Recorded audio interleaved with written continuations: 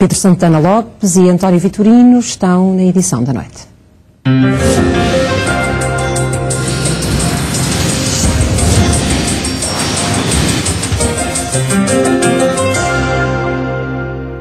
Muito boa noite. Dr. Pedro Santana Lopes apresenta a sua candidatura na primavera, no verão? Começa já por aí, Joel, que vamos começar pela Grécia. Então, já temos tempo para chegar à Grécia. Não, antes de mais um esclarecimento, como referiram uma entrevista de hoje ao jornal, e é que as pessoas que porventura tenham visto no jornal e esta capa hoje pensaram, olha, até falou de Diário Notícias, falou e não fala de outra coisa. Isto, apesar da simpatia e do respeito que tenho pelos profissionais do IMAS, isto foi uma conversa. Numa entrevista que dei só sobre a misericórdia, uma conversa há um mês e meio, à margem da entrevista.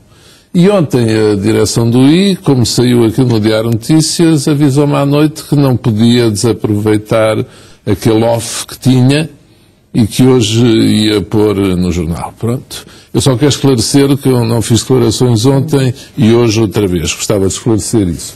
Mas pronto, respeito, apesar de haver regras, respeito, pronto, o fervor jornalístico. Quanto à questão das presidenciais e das eleições presidenciais, eu não quero falar sobre isso. O que eu disse ontem já digo há anos. Eu acho que pode haver vários candidatos à direita e vários candidatos à esquerda. Já quando foi a última eleição de Cavaco Silva, da primeira vez, houve pessoas que me vieram convidar e também convidaram Bagão Félix. Eu tive a ocasião de dizer isso, digo sempre isso. Porquê? Porque tenho uma concepção de funcionamento do sistema semipresidencial. O nosso sistema não é igual ao francês. Mas em França também há um sistema semipresidencial, há 5 ou 6 candidatos à direita, na primeira volta 5 ou 6 à esquerda, e ninguém se põe a dizer não vá porque senão divide o eleitorado e depois nós não ganhamos. Aliás, é uma concepção um bocadinho autocrática, porque é dizer, olha, eu admito ser candidato, portanto não pode ir mais ninguém. Se eu disser isso, acho que não me fica bem dizer, olha, eu já admiti, não gosto de ouvir nem o professor Marcelo nem mais ninguém dizer que admite, agora estou eu. Isto não é assim. É contra a República, o próprio conceito de República, é contra a essência da liberdade.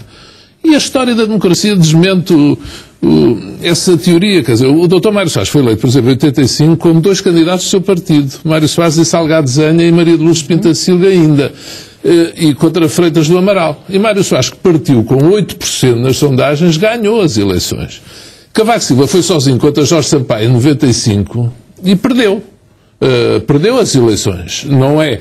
E depois, em 2005, ganhou, indo sozinho também, mas por acaso ganhou à tangente na primeira volta com 50,05, e havia Soares e Alegre. O mesmo Cavaco Silva. Ou seja, as presidenciais, e aqui é que está o erro, não são legislativas. Nem se pode esperar por decisões de direções partidárias. Isso é ver na função presidencial, aí sim, uma emanação das direções de partidos. Portanto, se decidir, a decisão será sua e apenas sua. Com certeza.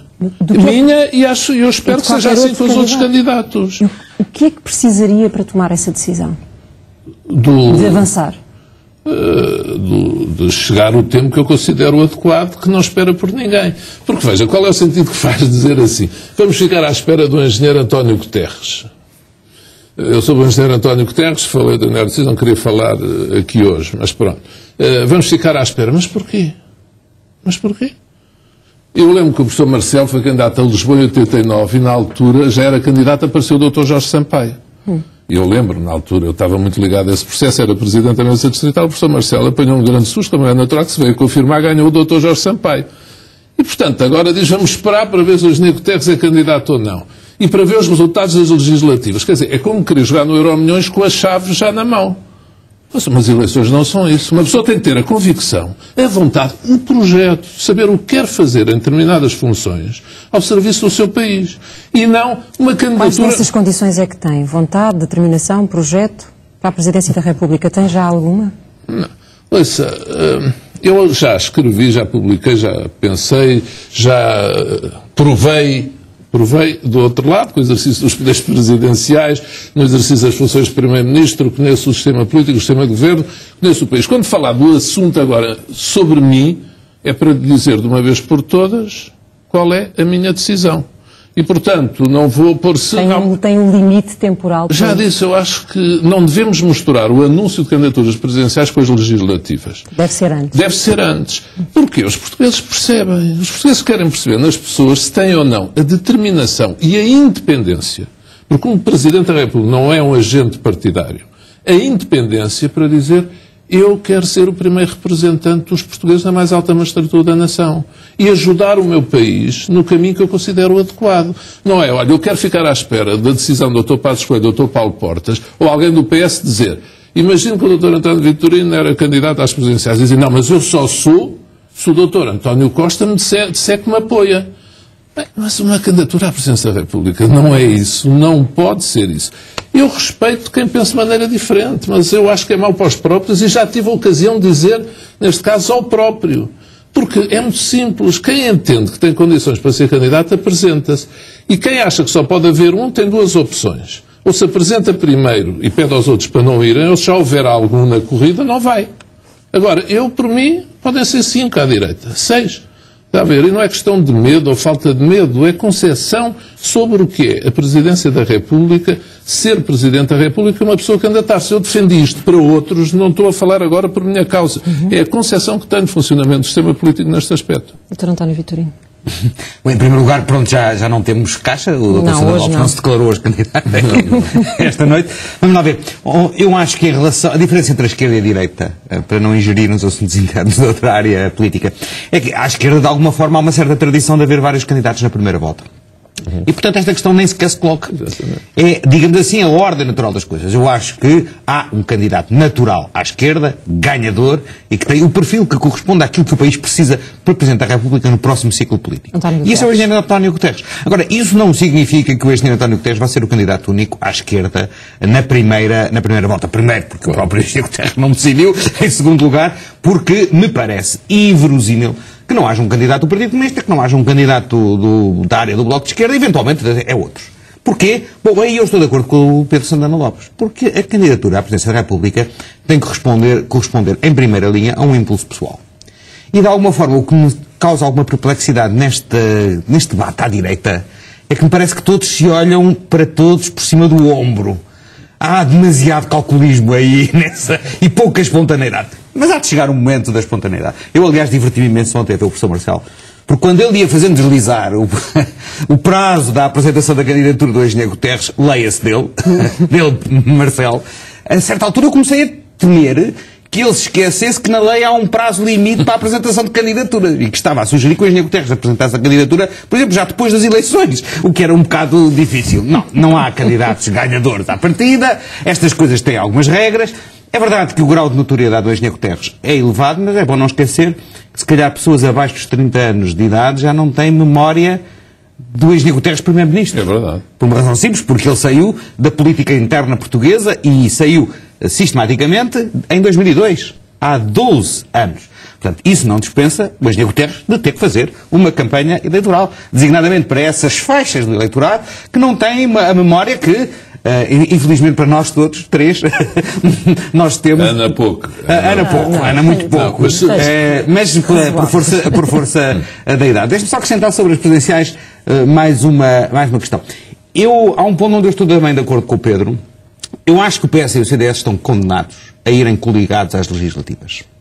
Não tenho por adquirido que é o mesmo tipo de condenação se aplique nas presidenciais. E normalmente nas coligações o mais rebarbativo é o pequeno parceiro. Ora, o CDS não tem nenhuma margem de manobra. Nenhuma, na minha opinião. Porque perdeu os contribuintes, perdeu os reformados, perdeu os idosos. Ficou um bocadinho a lavoura, mas certa lavoura. Portanto, o CDS, como partido autónomo, está condenado a ir às legislativas fazendo o discurso da salvação da pátria do PSD. E aí o PSD tem o quinhão maioritário. Quanto às presidenciais, não é exatamente assim. Quanto às presidenciais, há um espaço de liberdade interessante para o CDS. E será politicamente útil verificar se ele aproveita esse espaço de liberdade com um candidato próprio ou se vai render-se integralmente ao PSD, indo nas legislativas em coligação e entregando-se nas mãos do candidato presidencial do PSD, mesmo que ele seja o Dr. Santana Lopes. E o que é previsível que Paulo Portas decida? Dr. Paulo Portas é tudo menos previsível. Pergunto-me o número de Euromilhões que eu corro mais risco de acertar do que prever o que o Dr. Paulo Portas vai fazer. Poderia ser ele o candidato? Pode. Aliás, devo dizer que a parte da coligação, suponha que, enfim, eu não quero ser mauzinho, mas suponha que na noite das eleições legislativas o PSD e o CDS ganham as eleições e podem governar. Eu pagava para ver a cara, quer do Dr. Passos Coelho, quer do Dr. Paulo Portas, ao descobrirem que tinham que saturar um ao outro mais 4 anos. Ana, já que o António Vitorino falou da direita, deixa-me fazer uma pequena nota sobre o engenheiro António Guterres e a esquerda. Eu considero que quem exerce funções, quem sai do país, quem está em funções fora, tem todo o direito a voltar e candidatar-se só quiser. Já me choca é que se diga, pronto, e que os proto-candidatos outros digam, não, nós temos outros, digam, não, nós temos de esperar para ver se o engenheiro Guterres é secretário-geral da ONU ou não. Pondo a Presidência da República, já falámos disso aqui, como uma segunda escolha. A Presidência da República do seu país. Que o engenheiro Guterres o faça, é uma opção dele. Agora, que outrem, analista, comentador ou protocandidato, aceite esse calendário e essa atitude, isso a mim causa muita perplexidade. E aqui é que há uma grande diferença de atitude. Quem quer estar à espera de tudo e quem entende que deve seguir a sua consciência e os seus propósitos. Na maneira como vê a situação do país e dos seus concidadãos. A questão é fundamentalmente essa. Porquê que acha que o professor Marcial tem falado tanto de presidenciais? Olha, eu por acaso, porque como dizem até nos últimos meses, eu acho graça assim, o único assumido é Pedro Santana Lopes. E eu vou lendo, acho graça, tenho aqui, fui buscar um recorde, outubro de 2011, Marcelo a correr para as presidenciais. Porque já na altura o visado dele era o Dr. Durão Barroso, que era todas as semanas, ali no verão de 2011. Eu entrei na Misericórdia em setembro de 2011. E lembro que na altura dei uma entrevista ao Expresso em que já falava das intervenções do professor Marcelo a anunciar-se como candidato a 2016. Portanto, quando se diz a novela das presidenciais autodestrói a direita, bem, e há outra coisa. Os prognósticos, eu para já não considero direita. Também, atenção, há aqui um ponto a pôr no I. Não o I jornal, mas nos Is. Porque a questão é esta. Os prognósticos para as presidenciais, em termos eleitorais, não são iguais aos prognósticos das sondagens para as legislativas. A última sondagem que deu para as presidenciais dá ao centro-direita algo como 40 e tal %, aos vários candidatos, exceto Durão Barroso. Mas Marcelo Rebelo de Sousa, Rui Rio e eu próprio, 40 e tal %. Portanto, não é 30 e tal %, há alguma diferença. E depois à esquerda, nós nem Guterres e o António Vitorino dá 50 e qualquer coisa, depende de cada combate. Portanto, não é... Há aqui uma série de pressupostos falsos no raciocínio que nos é apresentado. Quando diz que não é de direita, onde é que o eleitorado o pode encontrar? Não, eu não me considero uma pessoa de direita pura. Sou centro-direita, fui sempre, mas confesso-lhe, quem é que dizia outro dia, era um deputado do PSD que era liberal e dizia que já não era liberal. Quanto mais tempo passa, quanto mais funções públicas exerço, e nomeadamente mais funções na área social como esta agora exerço, também menos simpatia tenho pelas correntes liberais. E aliás, enquanto, por exemplo, secretário de Estado da Cultura durante 5 anos, na área da cultura, sempre defendeu uma forte intervenção do Estado, num país fortemente carenciado de equipamentos e infraestruturas. Portanto, esta coisa de ser direita e esquerda, eu compreendo a simplificação analítica, mas em termos práticos e políticos é muito redutora. Daqui a pouco voltamos à política nacional, mas olhamos agora para a Grécia, até porque a política nacional também tem de olhar para ela. Pode ser um risco e um abanão forte na Europa, o resultado destas eleições? Bom, o resultado para mim permanece ainda incerto. O Syriza está à frente, com 3% de vantagem em relação à Nova Democracia. Na ordem natural das coisas, ganhará as eleições, embora manifestamente nós assistimos aqui a uma manobra, aliás, totalmente inadmissível, de pressão sobre o eleitorado grego, vinda de fora. Eu acho que o mínimo de respeito pela democracia e pela democracia grega deveria levar os dirigentes dos outros países europeus a absterem-se de fazerem comentários que tenham a ver com a disputa política interna, Mas a minha convicção é de que, primeiro, não é seguro que o Syriza ganhe, mas se o Syriza ganhar, hoje o Syriza apresenta-se como um programa que já é bastante diferente daquele que era o programa e o perfil do Syriza e de que tinha alguns pontos de contacto com alguns programas aqui de alguns partidos políticos portugueses à esquerda. Aqueles que defendiam a saída do euro e o não pagamento unilateral da dívida saíram do Syriza. Foram sendo afastados e marginalizados. E hoje o Syriza tem sobre essa matéria uma posição bastante mais prudente. Quer dizer, nós queremos renegociar a dívida, mas não queremos sair do euro. O que, aliás, corresponde também ao que as sondagens provam. Os gregos não querem sair do euro, não querem sair da União Europeia. Agora, um governo liderado pelo Sr. Tsipras que reivindique a renegociação da dívida vai, obviamente, provocar ondas de choque na União Europeia. Eu não concordo com essa estratégia. Por uma razão relativamente simples. Eu já disse isto outro dia e repito hoje. Eu acho que o problema do estoque da dívida é um problema europeu, não é um problema nacional. E acho que é errado seguir uma tática que leva a isolar o problema da dívida de cada um dos países. Porque isso é o que interessa aos países do centro da Europa, que não querem que haja uma solução europeia para a questão da dívida. O problema do estoque da dívida, se é tratado em forma de salame, cortado às rodelas, é muito mais fácil de digerir se for um problema comum europeu. E, portanto, o grande desafio, que não é de curto prazo, mas que é o grande desafio político com que estamos confrontados, é qual é a maneira responsável de tratar o problema do estoque da dívida dos países europeus todos, em função da estabilidade da moeda única europeia. E, nesse sentido, a tática do Syriza é uma tática que, infelizmente, eu creio que está votada ao malogro. Eu penso que nos últimos dias se pôde comprovar que não deve haver razões para alarme com os resultados eleitorais na Grécia, sejam eles quais forem. Aqui, há 3 anos, quando foram as outras eleições, estávamos numa fase diferente no início de intervenções em países como Portugal, na Irlanda, na fase inicial. E, portanto, fora a intervenção da Grécia, uma vitória do Syriza naquela altura ainda mais radical do que hoje se apresenta, era complicado. Para os mercados, para todo este funcionamento, temos tido nestes anos.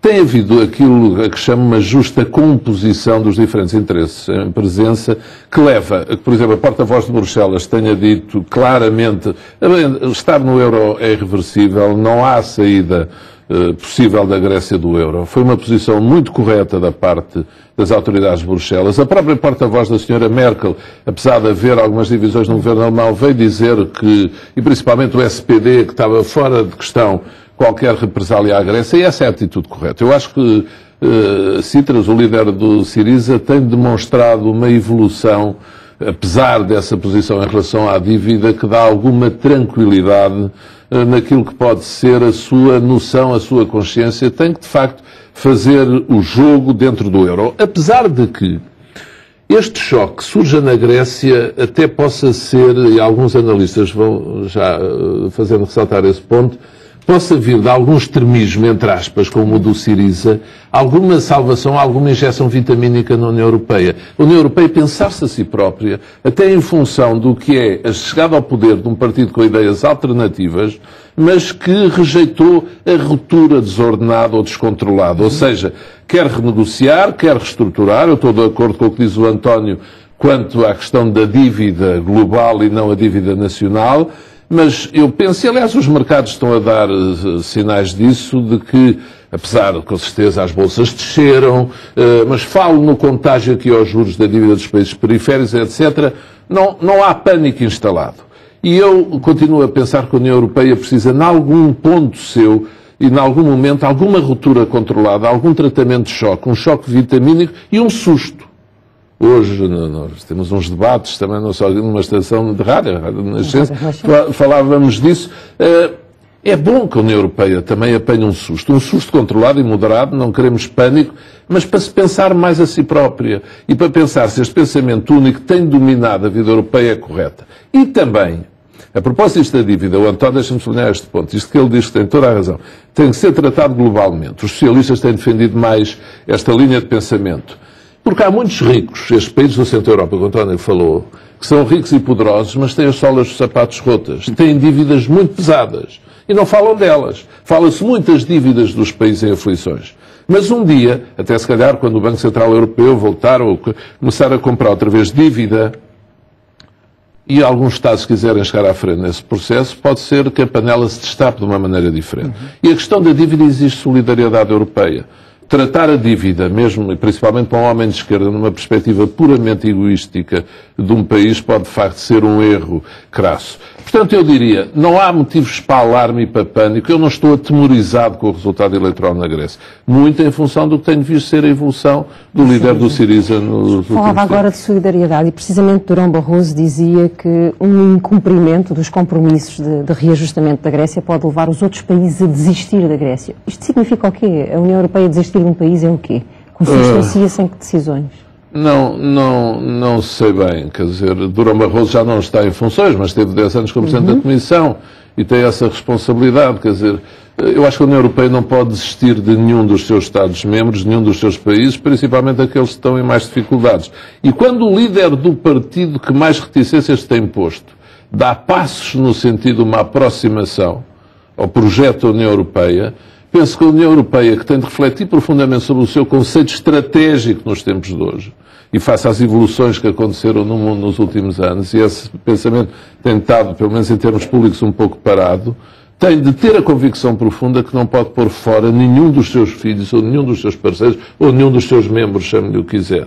Tem é de caminhar, trabalhar com eles e caminhar com eles. A Grécia faz falta como qualquer outro. Os 28 hoje em dia faz falta. Ninguém deve ser posto fora, a não ser que alguém queira sair. Não é? Se alguém quiser sair por sua livre e espontânea vontade. O que é desistir da Grécia? Entendeu esta declaração? Bom, vamos ver. Há aqui, em alguns países centrais e da Europa Central e do Norte, a ideia de que o euro devia ser purificado. Essa ideia não foi nunca abandonada. Foi dizer, isto alargou demais, isto agora devia ser reduzido àqueles países que são fiáveis e que cumprem os seus compromissos. Hoje até em 2 euros. Exatamente. E, portanto, essa ideia andou sempre a pairar à volta. E, portanto, desistir da Grécia pode ser isso. Pode ser dar razão àqueles países do Norte que acham que o Clube Med devia ser afastado. Eu acho que isso seria fatal. Foi vendido a chineses também. O Clube Med. Exato. Agora, os chineses presentes, aliás, também eles próprios aqui em Portugal. Mas eu acho que isso seria fatal. Porque, vamos ver, a Comissão disse claramente, não há saída do euro, a entrada para o euro é irrevogável, há uma saída sim, da União Europeia. E eu não estou convencido que a Grécia esteja interessada em sair da União Europeia e não há formas de expulsão de um país da União Europeia. Atenção, seria um precedente gravíssimo e teria consequências em cadeia desastrosas para o projeto europeu no seu conjunto. Agora, a Grécia não fechou o seu programa de ajustamento. Vamos ser também rigorosos. Contrariamente à Irlanda e a Portugal, a Grécia ainda está em programa de ajustamento. A Grécia ainda não recebeu a última tranche do segundo grande empréstimo e, portanto, para fazer face às necessidades de pagamento e de reestruturação da dívida, a Grécia precisa desse dinheiro. E, portanto, quando eu digo não desistir, quando eu interpreto não desistir da Grécia, interpreto neste sentido. É dizer, bom, se não cumprem os compromissos, nós não damos a última tranche. Pode ser isso, não estou a tentar interpretar. E isso seria, a meu entender, negativo, porque a Grécia, por exemplo, e melhor nesse aspecto que em Portugal, devo dizer, com sinceridade, a Grécia neste momento tem um excedente primário no orçamento. Isto é, hoje a receita do Estado grego é superior à despesa. O problema é que tem uma dívida pública de 170% do PIB.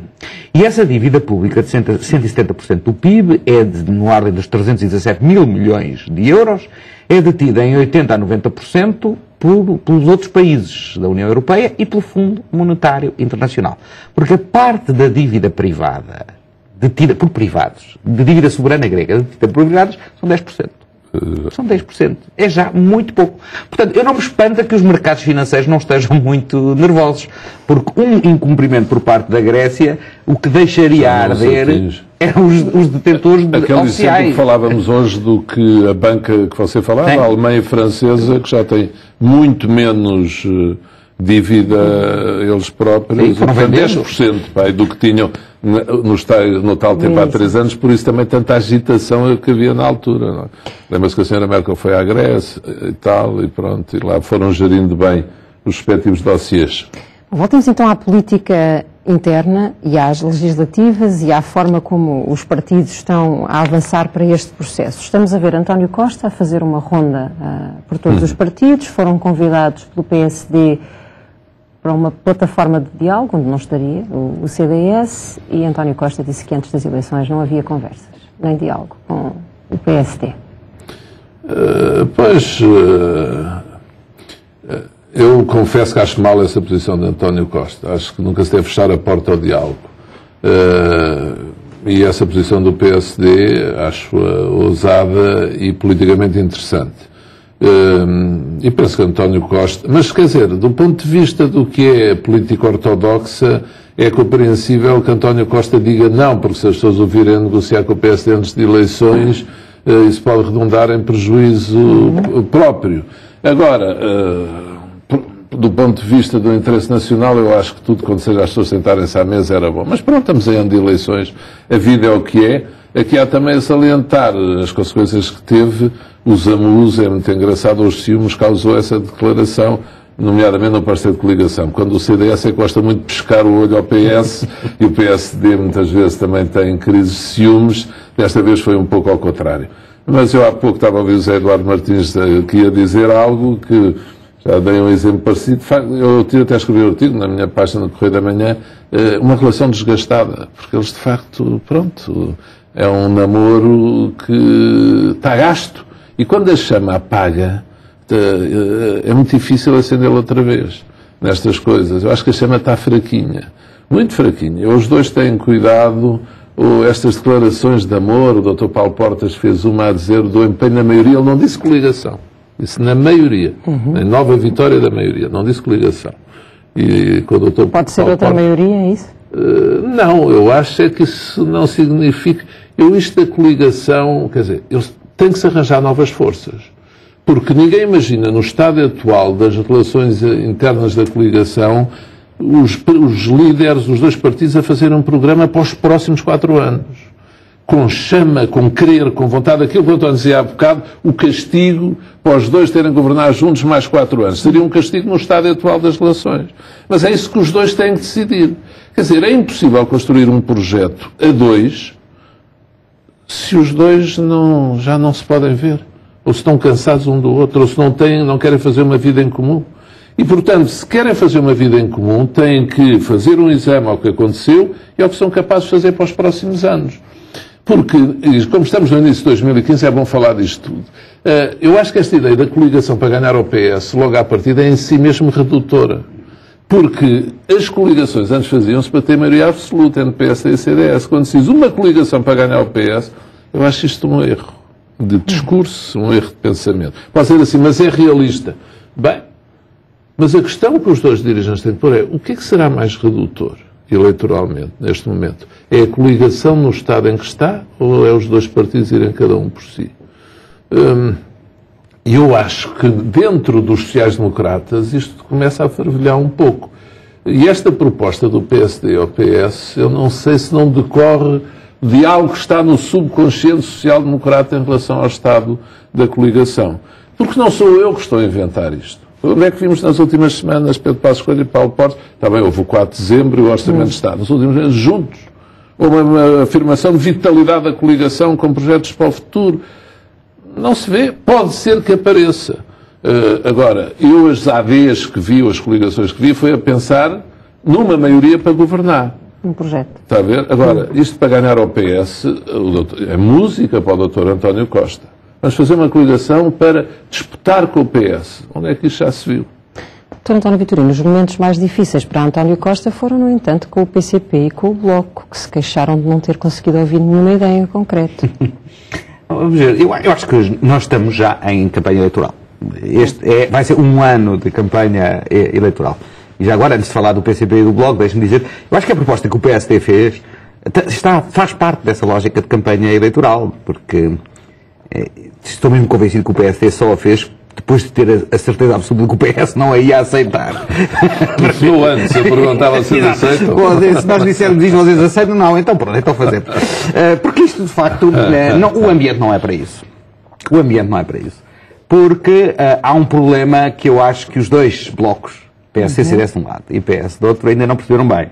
É que nós corremos um sério risco de haver uma grande fragmentação parlamentar nas próximas eleições e nós termos um problema de governabilidade. E esse problema de governabilidade é sério, tanto para a coligação de direita como para o PS. Se o PS não tiver maioria absoluta, Então não é de todo desprovida de sentido essa proposta do PSD, porque sabemos que António Costa quer discutir para a década e o PSD diz, não, então vamos discutir já, para amanhã. O problema é quando é que começa a década.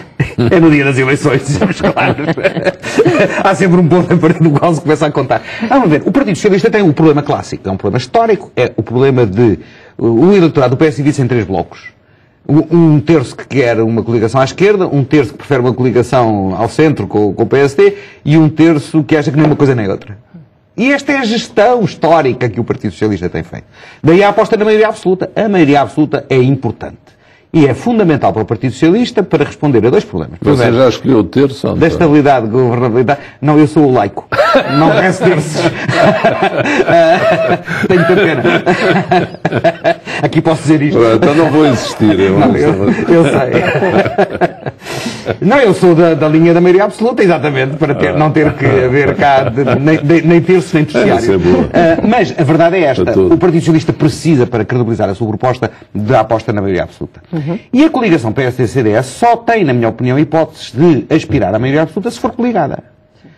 Apesar de ser verdade que historicamente é possível que indeparados tenham menos anticorpos, mas como está o cenário partidário, o bónus que o método de onde dá a irem juntos não é despiciente para o resultado do PSD e do CDS. E a dificuldade vai ser negociar essa coligação. Porque a experiência das europeias foi muito negativa para o CDS. O CDS perdeu um deputado nas eleições europeias. Está a meter veneno. Estou. Mas, ó Pedro, mas os números estão certos. É verdade, não, isso sem dúvida nenhuma. Portanto, a negociação vai ser difícil. Eu estou a antever aí que a negociação vai ser difícil. Porque o PSD, apesar de tudo, precisa menos da coligação do que o CDS. Esta é a minha interpretação política. Posso estar enganado, mas é por isso que eu acho que o CDS precisa mais da coligação. As dificuldades do Partido Socialista com o Bloco de Esquerda e com o Partido Comunista... Em relação à coligação, haveria dificuldade de conteúdo até de fazer uma campanha com os dois partidos? Não, aí eu estou de acordo com o Pedro. Eu acho que há dificuldade dos dois em encontrarem o motivo para continuarem. É como aquelas famílias que já só estão juntos por causa dos filhos. Já não há nada, nem entre o pai e a mãe, nem entre o homem e uma mulher, mas como há filhos, olha... Vamos poupar os filhos ao desgosto do divórcio. Isso nunca dava um resultado. E eu acho que é um pouco essa a situação que estão hoje a viver. E que, de alguma forma, mas ainda é cedo, o discurso que têm feito até aqui ainda está confinado a isso. É dizer, salvámos a pátria da bancarrota. Ok, pronto. Independentemente do que se pensa da maneira como o fizeram, isso não é suficiente para ganhar alma nos próximos 4 anos. E é isso que ainda não vimos. E é aí que pode estar a dificuldade. E estamos à espera que não saiam. Por isso, quando dizem que o Dr. António Costa não diz muitas coisas... Bem, também é verdade, eu ia dizer isso. Eu digo, calma aí. Não sabemos da coligação, mas o Dr. António Costa estamos no escuro em completo. Com certeza que, dos dois lados, há aqui também um jogo de observação mútua. António Vitorino, mas quando se da coligação se diz, como eu disse, pronto, é por falta de vitalidade, o Dr. António Costa diz porque é muito habilidoso e muito inteligente. E aqui há sempre as 2 coisas e 2 medidas. São os observadores. São os observadores. Eu acho que do ponto de vista dos eleitores, os eleitores vão querer saber ao que vão. Claro. E eu não tenho a menor dúvida de que não haverá nem gorduras de Estado, nem cortes nos consumos intermédios que levem o voto. Isto é, quem for para as eleições com propostas desse género, as pessoas já não compram isso. Agora, eu acho que o Dr. António Costa também tem o direito de definir o seu próprio calendário e o seu próprio timing. Né? E esse, ao menos, o Dr. Marcelo não diz qual é. Vamos ao PCI. Por enquanto. Sobre o PCI e o Bloco de Esquerda, a business as usual, ou seja, como é costume, porque as questões centrais que o Partido Comunista e o Bloco de Esquerda colocam para tentar definir o Partido Socialista como Partido de Esquerda, são as questões que o Partido Comunista e o Bloco de Esquerda escolheram. Tem a ver com a permanência no euro, com o respeito do tratado orçamental, com a questão da União Europeia. E não há conversa. Ainda não veio a NATO, mas podia vir a questão da NATO. Claro. Por amor de Deus. A vida, primeiro, não se resume a isso, e em segundo lugar, há mais vida para além disso. E, portanto, se são esses os casos de teste... Mas aí torna difícil para ter sequer a aliança à esquerda ter... Historicamente, houve uma reforma fiscal feita pelo engenheiro Guterres em negociação com a esquerda parlamentar. Sim, mas estou a dizer como hipótese de governo. Nesta tese do Dr. António Costa, que eu estou de acordo em princípio, não há partidos do arco da governação do ponto de vista da legitimidade. Mas, do ponto de vista prático, de facto, como... Tem uma resposta, é a maioria absoluta do PS. Oh, pronto, isto agora é um minuto de boas intenções, wishful thinking. Não, mas em termos práticos, de interpretar aquele discurso do Congresso, vamos virar à esquerda, não tem, já sabemos que não tem sequência. Não, vamos lá ver. Virar à esquerda é um conceito que eu também tenho algumas dificuldades. Coligações à esquerda. Eu acho que há áreas da política, geralmente as áreas sociais, onde a aproximação do Partido Socialista com os partidos mais à esquerda é mais fácil. E essas o Partido Comunista e o Bloco de Esquerda não põem à frente, em cima da mesa, por enquanto.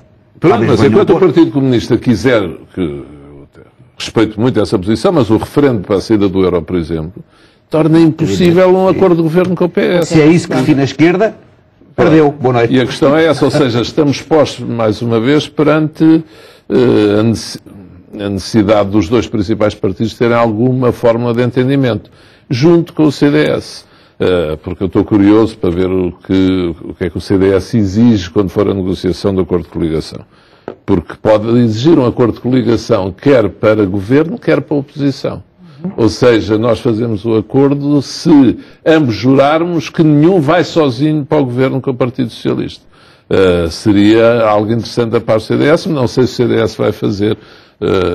Vai ser curioso. O ano já arrancou, isto agora vai ser uma sucessão de decisões políticas interessantes. E enquanto os partidos não nos dizem o que é que podem vir a pensar para o país nos próximos 4 anos, eu pergunto, da vossa sensibilidade, quais vão ser os temas desta campanha? Quais são os assuntos que preocupam e as áreas que preocupam os portugueses e que vão ter de ter resposta? Como criar... Bem, eu gostaria imenso que fosse o da produtividade, do investimento e criação de emprego. O país continua a ter metade da média europeia em termos de produtividade. É uma perspectiva, um tema que continua ausente do pensamento político, do pensamento económico, do pensamento de governo. Enquanto não crescer essa produtividade, enquanto não houver essa capacidade de ver as coisas não só do lado dos custos do fator de trabalho, mas também da criação de riqueza por essa via, acho que o pensamento é sempre limitado. Mas eu penso que vai andar à volta daí. Quer dizer, pode ser dominado por temas da justiça, por temas outros. A Europa, a União Europeia, que deve estar muito presente. E eu gostaria imenso também que tivesse com um conceito estratégico português. Há pouco falei no europeu, mas o português. Porquê? Nós hoje em dia... aqui há uns anos nós falávamos nas nossas relações com a CPLP, com os nossos aliados tradicionais. Ora, se algo faz parte fundamental do conceito estratégico, é a componente económica. Hoje em dia nós temos umas relações ou de dependência ou de presença de investimento estrangeiro de vários países que tornam Portugal uma nova realidade. Ora, qual é o nosso novo conceito estratégico a esta luz? À luz da evolução da realidade económica portuguesa, do investimento e das relações de Portugal com o mundo. E nomeadamente nesta fase da União Europeia. Porque discutir Portugal sem falar da Europa não é campanha, como se disse já há 4 anos. E passámos o que passámos com entidades externas. Agora, tema principal, emprego, e gostaria muito, solidariedade social, solidariedade social, solidariedade social, principalmente com as pessoas que estão em regiões mais favorecidas e abandonadas. Parafraseando aquela frase do Clinton, lembra-se, é a economia estúpida, eu diria, é a sociedade estúpida. É a coesão da sociedade, é a capacidade de, entre os portugueses, gerarmos um sentido de rumo que responda a várias das questões que o Pedro colocou. Nós temos que criar riqueza, temos que ser competitivos, mas temos também que garantir que ninguém fica para trás. Muito obrigada aos dois. Voltamos a encontrar-nos aqui na próxima terça-feira. Também, mais uma vez, bom ano. Bom ano. Obrigada. Intenso. Bom ano. Que assim seja. Fazemos agora um intervalo na edição da noite. Até já.